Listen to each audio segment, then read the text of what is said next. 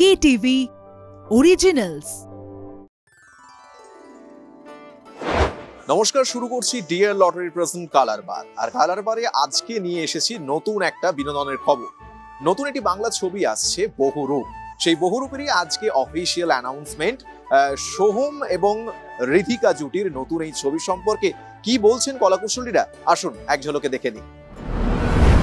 খুব টাফ, খুব চ্যালেঞ্জিং। মানে নিজে যেমন এক্সাইটেড হয়ে রয়েছি, অ্যাট দ্য সেম টাইম খুব টেন্সড হয়ে আছি যে কতটা এই চ্যালেঞ্জটা রাখতে পারবো, কতটা টেনশন তো রয়েছে। এবং যত চরিত্রটার মধ্যে ঢুকবো, যখন ফ্লোরে যাব, আশা করি এই টেনশনটা কাটিয়ে ক্যারেক্টারগুলোর প্রত্যেকটা ক্ষেত্রে তার যথার্থতা বজায় রাখতে পারবো। দেখো, সেটা তো আমাদের অ্যাক্টিংয়ের মধ্যে দিয়ে সেটা দর্শককে মানে কি বলবো, অ্যাকসেপ্ট করানোর দায়িত্ব আমাদের। ঠিক আছে, আমাদের অ্যাক্টিং বলো, আমাদের চরিত্র বলো, গোটা ছবিটা বলো। তো সেই ক্ষেত্রে আমার মনে হয় যে নতুনভাবে ঋধিকাকে পাবে, নতুনভাবে সোহমকে দর্শকরা পাবেন। এবং এর আগে আমার হাউস থেকেও একটা ছবি আমরা একসঙ্গে করেছিলাম, তাই পূর্ব পরিচিতি তো রয়েছে। কিন্তু হোয়াট এভার, যেটা ওটাও যদি না হয়, আমাদের যদি এই ছবিটা আগে রিলিজ হয়, বহুরূপী যদি রিলিজ হয়, তো সেই ক্ষেত্রে আমি তো মনে করবো যে দর্শক নতুনভাবে একটা জুটিকে পেতে চলেছেন। পুরোটাই অন্যরকম। মানে দর্শকরা কেন, মানে আমি তো আমাকে কোনো রকমভাবে এইভাবে পাইনি এতগুলো ছবির মধ্যে দিয়ে, এতগুলো বছর ক্যারিয়ারের মধ্যে দিয়ে। তো যত দিন যাচ্ছে, যত ভালো ভালো ছবি আমি পাচ্ছি, অফার পাচ্ছি, এটা তো আমার কাছে একটা পাওনা। কি অ্যাজ অ্যান অ্যাক্টর হিসেবে সবসময় আমার চেষ্টা থাকে যে আমি এক্সপ্লোর করবো নিজেকে। এবং সেই ক্ষেত্রে বহুরূপ এমন একটা ছবি যেখানে কিন্তু এক্সপ্লোর করার মাত্রাটা কিন্তু চূড়ান্ত। এবার আমার চেষ্টা থাকবে 100-এ 200% প্রত্যেকটা ক্যারেক্টারকে ইকুয়ালি জাস্টিফাই করার। নট এক্স্যাক্টলি, কারণ দেখো, প্রত্যেকেরই তো আমি মনে করি যে প্রথম দিন থাকে। ঠিক আছে, কেউ তো প্রথম দিনে 100 পৌঁছানো যায় না, বাট একটা তার সাকসেস ক্রিয়েট করে সেই 100 দিনে পৌঁছায়, 1000 দিনে পৌঁছায়। তো আমার মনে হয় যে আকাশ যেভাবে যে ক্ল্যারিটি দিয়ে, যা ওর মধ্যে এতটা কনফিডেন্স রয়েছে, কারণ 1.5 বছর ধরে ওই ছবিটাকে তৈরি করেছে, প্রিপ্রোডাকশন করেছে। মানে এখনো অবধি আমি যেটুকু দেখেছি, ও যে একটা এরকম একটা চওড়া বই ও ক্রিয়েট করেছে, ঠিক আছে, যেখানে সমস্তটা ওর লেখা আছে। ঠিক আছে, স্টোরি বোর্ড যেটা আমরা বলি। তো সেইখানে না, মানে আমি যদি ওকে জিজ্ঞেস করি, আকাশ আগামী অমুক দিন কোন সিনটা কোন শটটা হবে, ও এটা বলে দেবে কি দাদা ওই শটটা এই লেন্সের শ্যুট হবে। তো এতটা খেটেছে। তো সেখানে তার তো কোথাও না কোথাও তো তার প্রতিফলনটা আমরা ফ্লোরে দেখতে পাবো, এটাই আশা করা উচিত। এবং ও যেভাবে কনফিডেন্ট, যেভাবে ক্ল্যারিটি নিয়ে, যেভাবে একদম ট্রান্সপারেন্সি নিয়ে ছবিটা নিয়ে ও এক্সাইটেড এবং এগোচ্ছে, আমার মনে হয় ছবিটা একটা অন্য মাত্রা দেবে। বলবো যে নতুন রূপে আসছে বহুরূপ, নতুন রূপে আমি আসছি, নতুন রূপে বিভিন্ন ক্যারেক্টার। এই ক্যারেক্টারগুলোকে আপনারা আগে কোনোদিন দেখেননি, এই ধরনের অভিনেতাদের এর আগে অন্য এরকম ক্যারেক্টারে পারফর্ম করার জন্য। তো প্রত্যেকে আমরা যেমন এক্সাইটেড, এবং আস্তে আস্তে আজকে তো শুধু প্রথম দিন, শুধু অ্যানাউন্সমেন্ট নাম, ঠিক আছে, ট্রেলারও হয়নি। তো সুতরাং পুরো ফিল্ম তো আমি বাকি। এবার যত আমরা এগোবো তত আপনারা জানতে পারবেন। এবং এটুকুই আশা রাখবো যে যখন ছবিটা 2025-এ রিলিজ করবে, আপনারা প্লিজ আসবেন হলে, এবং নিরাশ করবো না, এটুকু বলতে পারি। আর আমি এই বিষয়টা নিয়ে বারবার কথা বলি, বারংবার কথা বলি যে মানসিক অসুখ বলে আলাদা করে কিছু হয় না। আমাদের দেশে এখনও প্রচুর ট্যাবিউ, সাইকোলজিস্ট, সাইকিয়াট্রিস্টের কাছে যাওয়া নিয়ে প্রচুর ট্যাবিউ। বাকি সব দেশে প্রত্যেকটা শিল্পীর পার্সোনাল থেরাপিস্ট থাকে, তারা এমনি রেগুলার বেসিসে যান। তো সাইকোলজিস্টের চরিত্র করতে পারছি। স্ক্রিপ্টটা না খুব অথেন্টিক আর খুব ভালো। আমি আমার সাইকোলজিস্ট বান্ধবী নীলাঞ্জনার সাথে আলোচনা করে দেখেছি, খুব ভালো। এবং আমি ওকেই ফলো করছি এটা করার জন্য। আর এত পরিচালক নিশ্চয়ই বলেছেন যে এটার ভলিউম 2, ভলিউম 3 আছে প্ল্যানে। ভলিউম 2টাও আমার কাছে একটা বিশেষ উৎসাহের কারণে এই ছবিটা করা।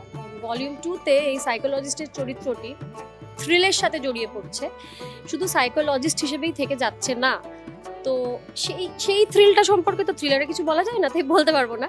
কিন্তু সবটা মিলিয়ে আমি বেশ এক্সাইটেড।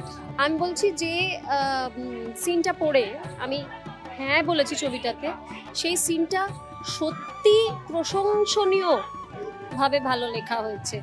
ওই স্ক্রিপ্টটা পড়েই, তার আগে যদিও বা আমি দোনামোনায় ছিলাম, আমার কনসেপ্ট ছবি খুবই ভালো লেগেছে। আমি একটা ভালো প্রজেক্ট হলে তার অংশ হতে সবসময় ভালো লাগে, কিন্তু স্ক্রিপ্টটা এত সুন্দর লেখা হয়েছে যে আমি লোভ সামলাতে পারলাম না, আমাকে হ্যাঁ বলতে।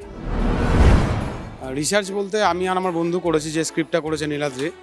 তো প্রথমে একটা চিন্তা আসে মাথায়, যেরকম একটা থ্রিলার করবো কিছু। তো এবার 7টা লুকস যেহেতু আছে, সেই লুকসদের মানে তারা আসছে কেন, কেন সুইচ অন হচ্ছে, অফ হচ্ছে। তো এটা একটা রিসার্চ ছিল, সেটা প্রায় 2 বছর ধরে আমরা তৈরি করি এবং করে আলটিমেট এই জায়গায় এসছে, যেটা বলছে বিট্টু তারাও শুনে বলছে না ভালো হয়েছে, আলাদা কিছু। এবার বাকিটা দর্শক বলবে কতটা কী হয়েছে। না, কাস্ট আমি বেছেছি, কারণ যখন অ্যাকচুয়ালি কাহিনিটা আমার, তো সেই কারণে আমি যখন কাহিনিটা লিখি, আমি কিছু কিছু চরিত্র ভেবেই লিখেছি। তো কাস্ট আমি টোটালটাই আমি বেছেছি এখানে, যে মানে ভালো হোক খারাপ হোক তারা কি করবে না করবে আমি এখনও জানি না, সবাই ভালো কাজ করবে, সবাই ভালোই রয়েছে এবং আমি প্রত্যেকটা চরিত্রকে আলাদা লুকস দিয়েছি, যে কারণে ছবির নাম বহুরূপ। সোমদা 7টা লুকস আছেই, তাছাড়া এদিকারও 7টা সেট রয়েছে, লোকনাথ দাকে অন্য রূপে দেখতে পাবো আমরা, কমলেশ্বর দাকে অন্যভাবে দেখতে পাবো, প্রতিটা ক্যারেক্টারকে আমরা ডিফারেন্ট দেখতে পাবো, যেটা দেখে আসছি তার বাইরে কিছু।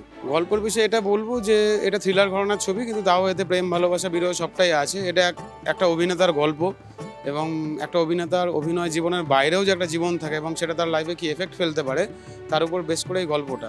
তো থ্রিলটা বেশি আছে, ইন্টারভেল পর্যন্ত খুব টাফ ছবি আছে, তারপরে আমরা ক্যাজুয়াল করেছি, ছবি মেকিংটা কমার্শিয়ালি করছি আমরা, যেহেতু আমাদের এখানে ব্যাপার আছে একটা যে সবাই বলে কমার্শিয়াল করতে হবে, কমার্শিয়াল করা অবশ্যই উচিত। আগের দিনে প্রচুর ছবি হতো, ছবির সংখ্যা কমেছে, আমাদের টেস্ট বদলেছে।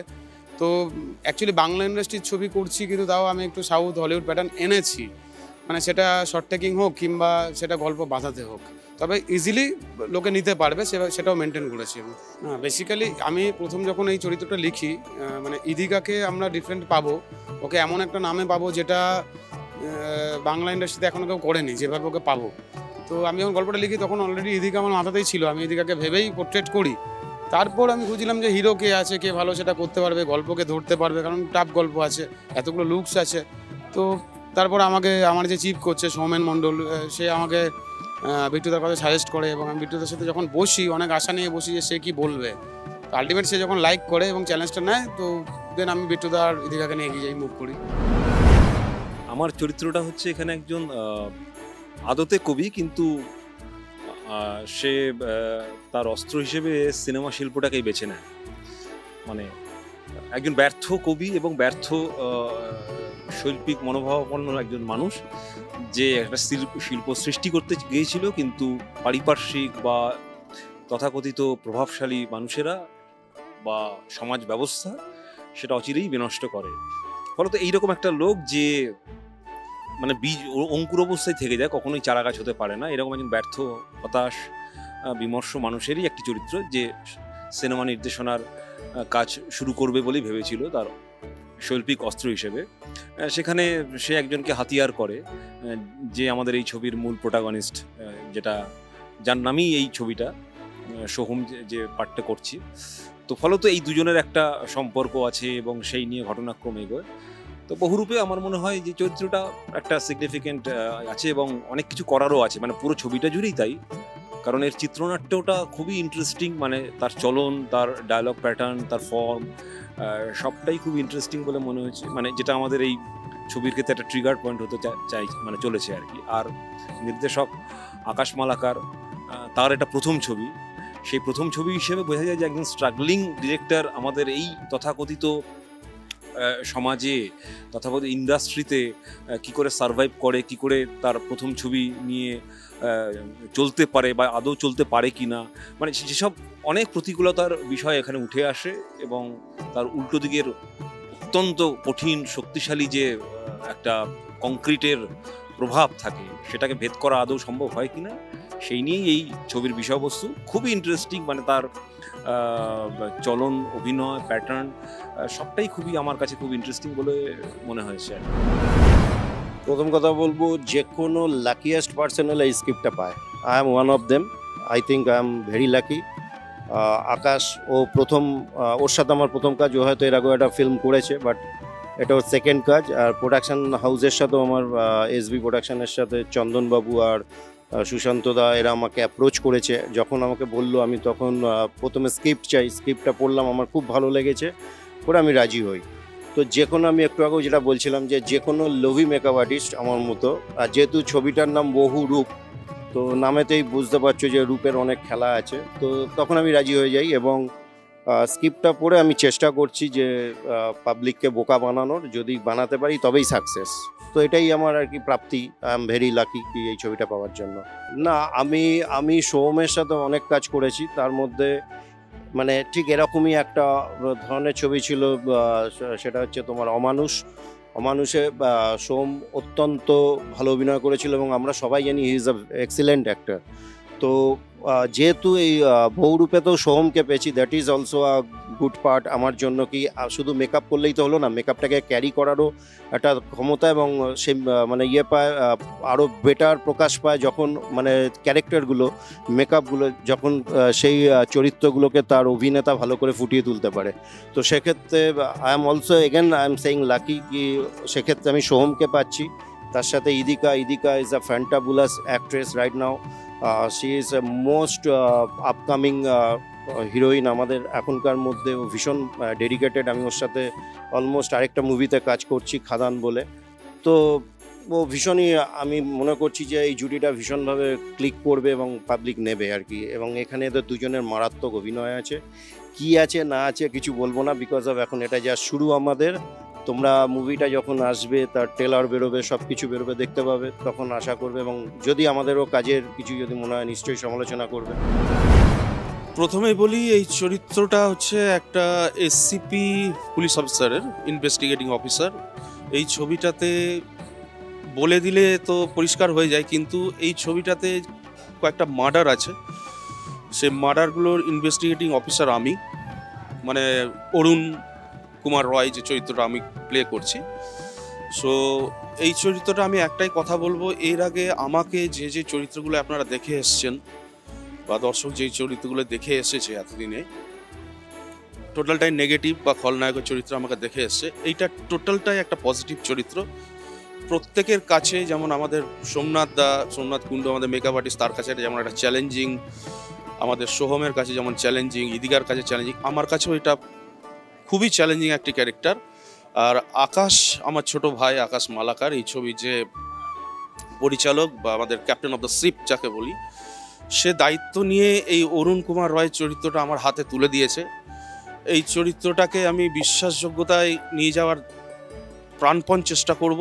আর এই চরিত্রটা আমি বলবো যে দর্শকদের কাছে একটাই অনুরোধ, ছবিটা সবাই দেখবেন। ছবিটা আমরা 22 তারিখ থেকে আমরা ফ্লোরিডায় যাচ্ছি, ছবিটা এখন রিলিজ হবে। প্রত্যেককেই অনুরোধ করব সবাই যেন দেখে ছবিটা। আর এই ছবিটা একটা অন্য মাত্রার ছবি, অন্য ধরনের ছবি। আমি মনে করি বাংলা চলচ্চিত্রে বা বাংলা ফিল্ম ইন্ডাস্ট্রিতে এই ধরনের ছবি এর আগে হয়নি বা আসেনি। টলিপাড়া পেতে চলেছে নতুন এক জুটি, সোহম ইদিকা। এই সোহম ইদিকা জুটির নতুন ছবি বহুরূপ আসছে আগামী বছর, কিন্তু আজ হয়ে গেল তার অফিসিয়াল অ্যানাউন্সমেন্ট। এবং সেই অফিসিয়াল অ্যানাউন্সমেন্টে ছবির প্রত্যেকজন কলাকুশলী সহ ছবির ডিরেক্টর তারা উপস্থিত ছিলেন। তাদের সাথে কথা বললাম এবং আগামী দিনে শুটিং ফোরে তারা কিভাবে কাজ করবেন, কবে আসবে ছবি, সেই সম্পর্কে সমস্ত কিছু জেনে নিলাম। আজকের কালারবার এখানেই শেষ করছি। চোখ রাখুন কলকাতা টিভিতে নতুন নতুন বিনোদনের আপডেটের জন্য এবং বাকি অন্যান্য সমস্ত খবরের জন্য অবশ্যই চোখ থাকুক কলকাতা টিভিতে এবং কলকাতা টিভির অফিসিয়াল ফেসবুক এবং ইউটিউব হ্যান্ডেলে। চোখ থাকুক কলকাতা টিভিতে, রাত দিন 7 দিন।